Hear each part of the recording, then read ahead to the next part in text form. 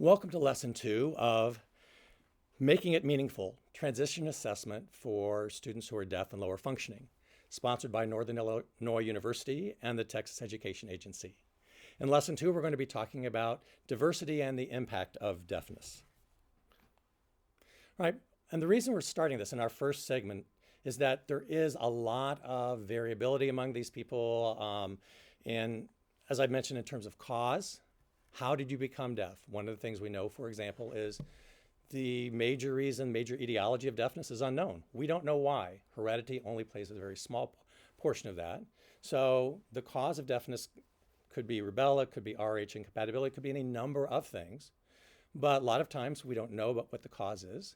Age of onset makes a difference too, certainly. For those individuals who are born deaf, what we might consider prelingually deaf or congenitally deaf, they have a much more challenging time as it relates to learning language compared to individuals who become deaf at a slightly older age and have already developed some intact English language skills. Severity of the hearing loss makes a difference. For individuals who have some residual hearing, we might consider as more hard of hearing, they still could be functionally considered low functioning deaf in many ways, but audiologically they may have greater awareness of environmental sounds and so forth, versus people who, much like my brother, who are profoundly deaf, who really do not have the ability to use sound for anything much more than environmental awareness. And the other thing, as far as a major issue among these students, is that many of the students that we would classify as deaf and low functioning have secondary disabilities. It's very common among deaf individuals generally, and among this particular group, additional disabilities are very common. And so imagine the idea of having a hearing impairment coupled with, for example, a vision impairment makes learning particularly challenging. I would also like to mention, this doesn't get talked about a lot, but there are other differences that aren't just physiological in nature, but think about the standpoint of where students live, where they grew up, family composition, and so, for example, class, socioeconomic class. We know that individuals who have access to more money have access to better schools, healthcare, and so forth. So that affects the second point there, access to services. Finances, where do you live? Are you rural versus do you live, for example, in Chicago or other large cities? And then a third difference that I would say has to do with parental involvement. And as we approach the transition years, one of the things we know just in general, not just as it relates to deaf students, but in general across the board, is that parental involvement as far as dealing with students who have any type of disability is highest in the early elementary years, so on and so forth. And then over time, it tends to trail off. So that one of the challenges we have now in dealing with these students is how do we get their parents involved, particularly those parents who've not been actively involved for a while. Another point that I think is very significant when we talk about these individuals, and we can talk about them as it relates to deaf people in general, but particularly this group of students, are what we would call experiential deficits. And by experiential deficits, what I mean by that is that you miss out if you're only getting information about the world visually. You're not hearing it, but you're getting it visually. It is oftentimes very difficult. You miss things. Let me give you a quick example, just even from my standpoint as a hearing person. Was at a conference a number of years ago, had used up all my money, was sitting at a table, was thinking, gosh, I'd love to take a tour of the town. It was Santa Fe, New Mexico at the time. So I'm sitting at a table, and there was a group of women at a table sitting nearby, and they were talking about this great public bus that they had just taken where the driver, gives a tour of the city that, it cost all of like 75 cents at the time, $1 to take this bus ride. And so, I eavesdropped. I listened to what they said, and as a result, I found that bus, I took the tour, I learned a lot about the city. Had I been deaf, there would be no eavesdropping. I would have missed out on that. So a simple example of experiential deficit or deprivation, but it is one that is very common. Because again, thinking about the nature of this population, communication. If I have limited communication, it's going to inhibit the number of places I can attend, my understanding of what I'm seeing, how I'm involved. So the communication just by itself creates an experiential deficit or barrier, if you would. Safety is another thing. How can you be sure that, again, with communication as a deficit, that the individual is going to be safe. So as a parent or as a guardian, for example, you work very hard to ensure that your child, your student, whatever, is safe.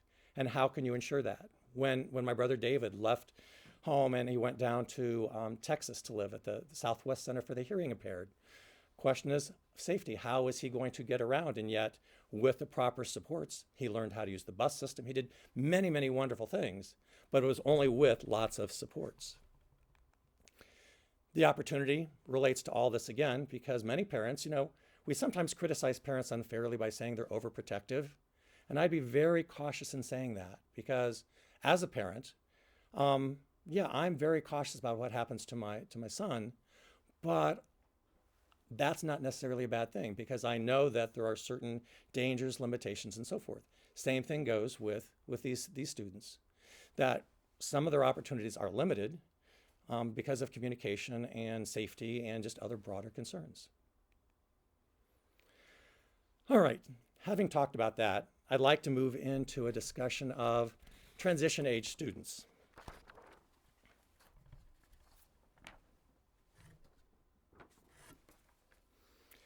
And when we talk about transition age students, there's a couple of things I want to mention. We'll hit this more broadly when we talk in our later lesson on low functioning deaf and transition.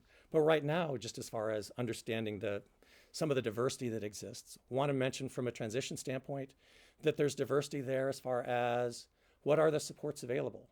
As I've mentioned, I'm very impressed with what you're doing in Texas. There are many other states where the needs of students who are deaf and low functioning aren't on anyone's radar.